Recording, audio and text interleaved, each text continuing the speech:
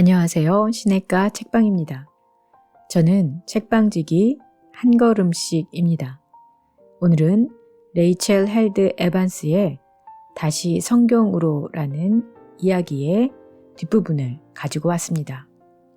오늘은 5장에서 8장까지 정리해드리고 책의 몇몇 구절을 읽어드리도록 하겠습니다. 이 책의 마지막 시간입니다. 5장 저항 이야기. 성경에 등장하는 짐승은 다양한 의미를 내포합니다. 경이로운 자연의 신비, 앞을 내다볼 수 없는 혼돈과 공포, 우주의 가장 강력한 세력마저 굴복시키는 하나님의 주권 등. 그러나 다니엘서와 계시록이 상징하는 것은 포악한 제국이 저지르는 악행입니다.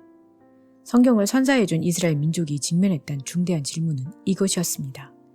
밖으로는 무력을 앞세워 하나님의 나라가 실현되지 못하게 가로막고 안으로는 우리를 회유하여 제국을 모방하고 동화되라고 하는 바빌론에게 우리는 어떻게 저항할 것인가? 그 질문에 답하기 위해 그들은 이야기와 시, 예언과 경고가 담긴 책들을 저술했습니다. 성경의 상당 부분을 저항 문학으로 간주할 수 있습니다. 저항 문학은 부와 권력을 가진 잔인한 세력에 의해 쓰여진다는 관념을 뒤엎음으로써 제국의 정면으로 맞섭니다. 저항 문학에 의하면 최후의 승자는 억압받는 자들의 하나님입니다. 라벨 목사는 성경은 감동을 주기도 하지만 다른 이들을 희생양 삼아 끊임없이 부를 축적하는 민족과 국가, 제도와 제국을 날카롭게 비판하기도 한다고 했습니다.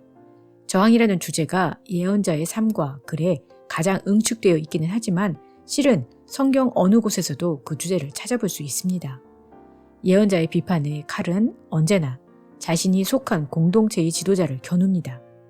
제국의 폭정은 어쩔 수 없는 외부적 요인이라 치더라도 이스라엘이 사회적으로 탐욕과 성적 착취에 빠져 있거나 노동자들을 학대하고 가난한 자들을 경시할 때 예언자들은 분노를 금치 못했습니다.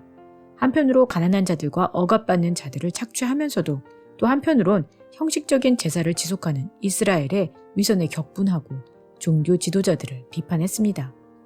왕권이 무너지고 예루살렘이 함락되자 예언자들은 민족의 슬픔을 대변하는 역할을 떠맡아 애가를 지었습니다. 예언자는 괴로움과 분노, 비난과 비판을 외치는 동시에 저항 운동의 가장 강력한 무기인 희망을 제공합니다. 저항 문학에는 예언자들 외에도 다니엘과 같은 반체제 인사들의 이야기도 있습니다. 성경의 저항 이야기 속에서 묵시 문학을 만납니다.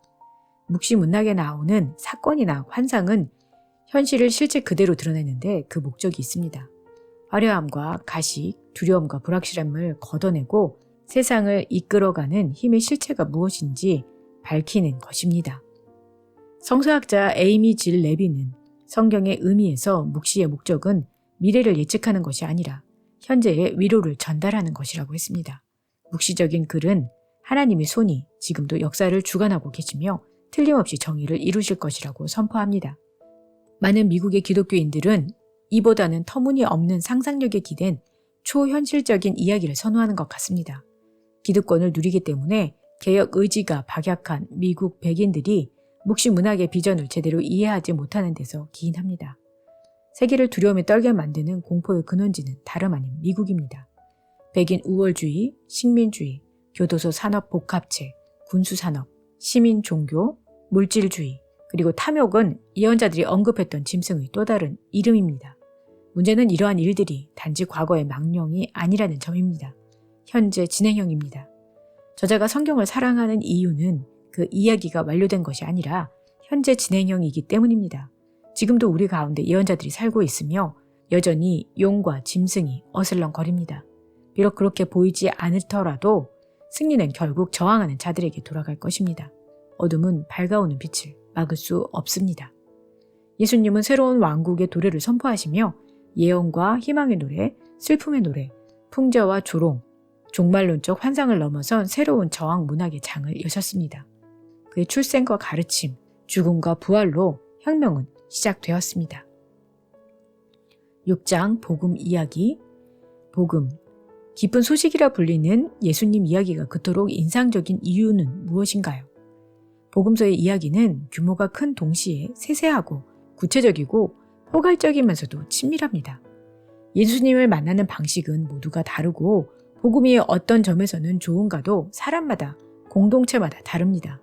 또한 마치 모자이크처럼 복음이라는 큰 이야기에 작은 이야기 조각들이 맞물려 있습니다. 한 문장으로 정리하는 것이 적절치 않기 때문에 이야기로 푸는 것이라는 오코너의 말처럼 복음을 전파한다는 것은 단순히 예수님의 죽음과 부활이 아니라 그분의 삶의 이야기를 전하는 것임을 암시합니다.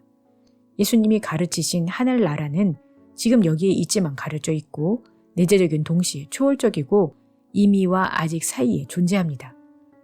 그의 나라는 권력과 힘이 아니라 은혜와 자비, 겸손의 사역을 통해 확장됩니다. 예수님의 가르침 중 가장 많은 비중을 둔 주제는 하나님의 나라였습니다. 그러나 요즘 그리스도인들이 복음에 대해 이야기하는 것은 죽으러 오신 예수님, 즉 세상의 죄를 대속하기 위해 제물이 되셔서 믿는 자들이 천국에 갈 수 있게 되었다는 것입니다. 이렇게 본다면 예수님은 단지 우리의 보속금을 위해 내려오신 것에 불과합니다. 자칫 예수님을 구원받는 한순간에만 필요한 존재로 만들어버릴 위험이 있습니다. 예수님은 단지 죽으러 오신 것이 아닙니다. 살기 위해 오셔서 하나님이 어떤 분이신지 직접 보여주고 죽음을 이기러 오셨습니다. 우리를 죄에서 구하는 것은 예수님의 죽음만이 아닙니다. 그분의 죽음만큼 그분의 삶도 우리를 죄에서 구합니다. 예수님의 생애와 가르침은 우리를 해방의 길로 이끕니다. 교회는 모두 똑같은 것을 믿는 사람들이 모인 집단이 아니라 같은 이야기에 매료되어 예수님을 중심에 둔 사람들이 모인 모임입니다. 예수님은 수많은 심오하고 의미심장한 이야기들을 남기셨습니다. 지금은 우리에게 너무나 익숙해져서 무감각하게 되었으나 당시로서는 대단히 도발적인 이야기들이었습니다. 비유 속의 섬세한 묘사들이 매력적인 이유는 하나님이 그분이 창조하신 세계와 그분이 사랑하시는 인간들의 삶을 속속들이 알고 계신다는 점을 가르쳐 주기 때문입니다. 우리와 함께 하시는 하나님은 기막힌 이야기꾼이십니다. 예수님 이야기에 사로잡힌 인생만큼 기독교 신앙을 강력하게 변호해 주는 것은 없음이 분명합니다. 7장 물고기 이야기. 성경에 나오는 많은 물고기 이야기, 요나서의 이야기는 역사서라기보다 비유에 가까운 이야기들, 문자적인 해석을 요하지 않는 글을 굳이 문자적으로 해석할 필요가 있을까요? 보수 기독교에 만연한 문자주의적 해석에도 또 육체를 무시하는 반대편의 추상적 해석에도 만족할 수 없었습니다. 복음서의 저자들이 질병과 고통, 배고픔과 치유의 육체적인 측면을 강조하면서도 단순한 사실 전달을 넘어 어떤 메시지를 던지고 있다는 것입니다. 예컨대 오병이어로 5,000명을 먹이고 12광주리를 남긴 사건과 빵 7개를 4,000명에게 먹이고 7광주리를 남긴 것에서 예수님은 제자들에게 숫자에 대해 다시 질문하시는 부분을 기록합니다. 이는 12이라는 숫자는 이스라엘의 12지파를 연상케 해 유대 민족을 가리키고 7이라는 숫자는 이방인을 뜻하는 동시에 완성과 충만을 의미합니다. 첫 번째 기적은 갈릴리 호수 유대인 지역에서, 두 번째 기적은 이방인 지역이었던 데가볼리에서 벌어졌다는 사실이 해석에 힘을 더해줍니다. 즉 예수님은 유대인만 아니라 이방인도 먹이고 축복하신다는 메시지를 던집니다. 열매 없는 무화과 나무를 즉시로 마르게 하시는 사건은 열매 맺지 못하는 이스라엘을 향한 좌절감의 표현인 셈이며 동시에 종교 지도자들과 정치 지도자들에게 의해 제거될 예수님의 임박한 운명을 암시합니다. 구약 성경의 도움을 받아 기적 이야기에 숨겨진 깊은 의미를 발견하기도 합니다. 즉 구약의 상징과 예언을 구체적인 행위로 실현하십니다. 그리스도께서 치유의 기적을 베푸시고 고통받는 자를 얼마나 치근히 여기시는지를 보여주는 이야기에도 깊은 신학적 의미가 있습니다. 나병 환자, 혈루병 앓는 여인 등은 당시 사회에서는 만져서는 안 될 사람들이었지만 예수님이 이들을 만지셨다는 사실은 치유하셨다는 것 이상의 의미를 담습니다. 복음서는 예수님이 당시 정결법에 의해 배척되고 불결하다고 낙인 찍힌 모든 부류의 사람들을 고치셨다는 것을 보여주기 위해 의도적으로 치유 사례를 선택한 것으로 보입니다. 이 시대를 사는 우리에게 유의미한 메시지는 바로 기적이 가진 보편적인 의미입니다. 즉, 모든 사회적, 종교적 장벽을 허물어뜨리시고 금기사항을 없애신 예수님이 이제까지 소외되고 홀대받는 온갖 계층의 사람들을 끌어안으시며 모든 사람들을 향한 하나님의 사랑과 자비를 선포하셨다는 메시지입니다. 또한 예수님의 기적은 고통과 죽음, 낙인, 배척, 혼란이 없는 미래를 예시하며 오늘 하나님 나라의 미래를 맛보라고 권유하십니다. 예수님의 기적은 개종자를 얻기 위한 마술이 아니며 믿음이 있는지 없는지 알아보기 위한 시험도 아닙니다. 예수님의 기적은 명령이며 도전입니다. 그것은 우리가 무엇을 해야 하고 어떻게 소망해야 하는지를 말해줍니다. 나는 기적을 믿는가? 라고 묻기보단 나는 기적을 믿는 사람처럼 행동하는가? 라고 물어야 합니다. 성경 속 기적 이야기에 마음으로 반응하는 사람들은 하나같이 기적이 실제한다 굳게 믿는 사람들입니다. 그리고 고통받고 소외된 사람들과 더불어 사는 이들에게는 이따금 선물처럼 기적을 경험할 기회가 찾아옵니다. 믿음이 생길 때까지 믿는 것처럼 행동해야 합니다. 언젠가는 믿음을 갖게 될 것이기 때문입니다. 8장 교회 이야기. 신약의 서신서는 우리를 위해 쓰여졌지만 우리에게 쓰여지지 않았다는 것을 알아야 합니다. 어떤 면에서 서신서는 지혜 문학을 쏙 빼닮았습니다. 지혜는 단순히 무엇이 참인지를 아는 것이 아니라 언제 그것이 참이 되는지를 아는 것입니다. 문화의 컨텍스트 안에서 쓰여진 성경, 서신서를 어떻게 보편적인 원리를 추출하는 데 사용할 수 있을까요? 어떤 인생도 보편적일 수는 없습니다. 그리스도와 그분의 교회도 마찬가지입니다. 그리스도인으로 산다는 것은 일련의 명제들의 지적으로 동의하는가 하는 문제가 아닙니다. 실제의 생활 속에, 모든 모임 속에, 문화와 갈등 속에서 구체적으로 어떻게 예수님을 따를 것인가 하는 문제입니다. 1세기 배경으로 바라보면 바울은 급진적인 포용주의자이자 성평등주의자로 비춰질 가능성이 높습니다. 질문을 바꿔서 생각해보면 그래서 성경이 무엇을 말하는가 에서 성경이 쓰여질 때에 어떤 의미로 쓰여졌나를 보는 것이 필요합니다. 서신서에 담긴 의미를 제대로 파악하고 그릇된 적용을 피하려면 저자가 어떠한 목적으로 특정 교회에 편지를 보냈는지를 먼저 이해하는 것이 필요합니다. 많은 다양한 서신서를 읽는 태도를 인정하고 가능성을 열어두는 콘텍스트를 고려한 태도가 필요합니다. 이것이 그리스도인의 믿음을 약화시키는 것이 아니라 우리의 믿음을 건강하게 하는 것이라 생각이 됩니다. 5장에서 8장까지의 나누고 싶은 구절을 읽어드리도록 하겠습니다. 우리는 성경의 상당 부분을 저항 문학으로 간주할 수 있다. 저항 문학은 역사가 부와 권력을 가진 잔인한 세력에 의해 쓰여진다는 관념을 뒤엎음으로써 제국의 정면으로 맞선다. 저항 문학에 의하면 최후의 승자는 억압받는 자들이 하나님이다. 예언자들이 고발했던 이스라엘의 죄, 곧 경제적 불평등을 조장하고 이방인과 난민을 학대하고 생명을 경시하고 가난한 자와 약자를 억압하고 돈과 섹스와 폭력을 숭배하는 죄가 우리 사회에도 걷잡을 수 없이 퍼져 있다. 우리 모두가 비난받아 마땅하며 우리 모두가 변화를 위해 노력해야 한다. 말뿐인 평화와 값싼 은혜를 내세워서 사회적 불의가 가져오는 긴장을 덮으려 해서는 안 된다. 정의가 강물같이 공의가 마르지 않는 하수같이 흐를 때까지 우리는 있는 힘을 다해 싸워야 한다. 오늘날에도 저항 이야기는 계속 쓰여지고 있다.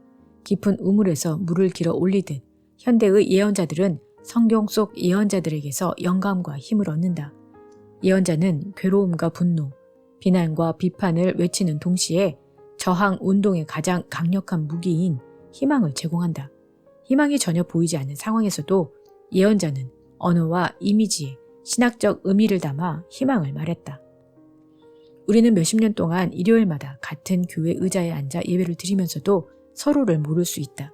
서로가 어떻게 그리스도인이 되었는지 알지도 못하고 묻지도 않은 채 그렇게 살아갈 수 있다. 단 한 번도 스스로 왜 나는 그리스도인인가를 묻고 정직하게 고민하지 않고도 평생 찬송가를 부르고 성경을 읽으며 살아갈 수 있다.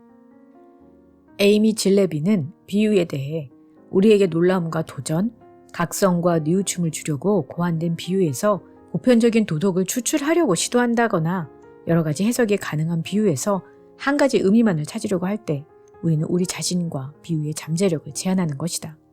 비유는 기억하게 하고 사고를 자극하며 생각을 정리하고 위로하고 마음을 불편하게 한다. 신부이자 유리사인 로버트 파라 카포는 비유를 통해 성경의 특성을 알 수 있다고 말한다. 성경은 현장성과 구체성을 가지고 바로 여기에 관해 말하고 있다. 거룩한 분은 우리와 거리를 두시는 분이 아니다. 언제나 우리 곁에서 창조 세계가 본연의 색깔을 잃지 않고 창조주에게 충실할 수 있도록 조용히 일하신다. 동화는 허구보다 실제에 훨씬 가깝다. 무서운 용이 존재한다고 가르쳐서가 아니라 우리가 용을 이길 수 있다는 사실을 말해주기 때문이다. 너무나 오랜 시간 동안 미국 백인교회는 예언자의 목소리에 귀를 기울이는 대신 권력을 약속하는 말씀을 붙잡았다. 망명자들의 편에 서서 희망의 노래를 부르며 함께 투쟁하기보다는 제국과 손을 잡고 더 많은 망명자를 만들어냈다. 항상 그랬던 것은 아니지만 너무나 많은 경우 의식적으로 그리고 무의식적으로 우리는 짐승의 명령을 수행했다. 실제로 성경을 살펴보면 누구도 같은 방식으로 예수님을 만나지 않았다. 복음이 온 세계에 좋은 소식인 것은 틀림없다. 그러나 어떤 점에서 좋은가는 사람마다, 공동체마다 다르다. 따라서 사람들이 복음이 무엇입니까? 라고 물을 때 우리가 줄 수 있는 최선의 답은 제가 이야기를 하나 해드리겠습니다. 이다. 예수님이 가르치신 하늘나라는 지금 여기에 있지만 가려져 있고 내재적인 동시에 초월적이다. 임박한 그 나라는 우리 가운데 있지만 또 우리 너머에 있으며 이미와 아직 사이에 존재한다. 모든 작은 이야기들이 모여 큰 이야기를 이루고 매일의 평범한 삶이 비범한 운동을 이루는 것이 복음이다. 교회는 모두 똑같은 것을 믿는 사람들이 모인 집단이 아니다. 교회는 같은 이야기에 매료되어 예수님을 중심에 둔 사람들이 모인 모임이다. 그분은 우리에게 기태 임신을 확실하게 고치는 법을 가르쳐 주시지 않는다. 또 시각장애인의 시력을 되찾아 주거나 모든 눈물을 씻겨 주거나 또는 온갖 종류의 마귀를 내쫓는 방법을 가르쳐 주시지도 않는다. 그 대신 그분은 우리에게 망가지고 부서지고 조각난 삶을 사는 사람들을 사랑으로 끌어모아 인생의 의미를 되찾아주는 삶을 가르쳐 주신다. 낯선 사람들이 서로 부대끼며 모든 사람이 환영받는 공동체를 이루어가는 그런 삶 말이다. 따라서 우리가 이러한 바울의 편지를 고려해 볼 때 우리가 던져야 할 질문은 여자가 머리에 뭔가를 쓰는 것이 좋은가 나쁜가가 아니다. 오히려 서신서가 쓰일 당시 여자가 머리에 무언가를 쓰는 것이 복음을 전파하고 교회의 하나됨을 지키는 데 도움이 되었는가 아니면 방해가 되었는가이다. 물론 바울은 과거의 사람이다. 하지만 중요한 것은 하나님께서 우리를 만나실 때 그분께서는 우리가 처한 상황 속으로 찾아오신다는 사실이다. 성령님은 삶의 한 복판에 임재하신다. 우리는 답을 바라지만 하나님은 좀처럼 답을 주시지 않는다. 그 대신 그분은 부드럽고 편안한 당신의 품에 우리를 안으시며 말씀하신다. 자, 내가 이야기 하나 해줄게. 네, 오늘은 레이첼 헬드 에반스의 다시 성경으로 책 중에서 5장에서 8장까지 정리해드리고 몇몇 구절을 읽어드렸습니다. 이분 책은 여러분이 꼭 구해서 읽어보시기를 바라는데요. 정말 글을 맛깔나게 쓰시고 각 주제 전에 그분의 창작의 이야기가 들어있어서 각 장을 이해하는 데 더 도움이 되도록 하고 있습니다. 또 이분의 고민과 솔직함, 또 방황들이 고스란히 들어있어서 의심과 방황과 의문이 있는 저희들에게 많은 도움이 되는 책이라고 생각이 듭니다. 여러분에게도 의미 있는 시간이 되셨기를 바랍니다. 그럼 다음 시간에 새 책으로 뵐게요. 안녕히 계세요.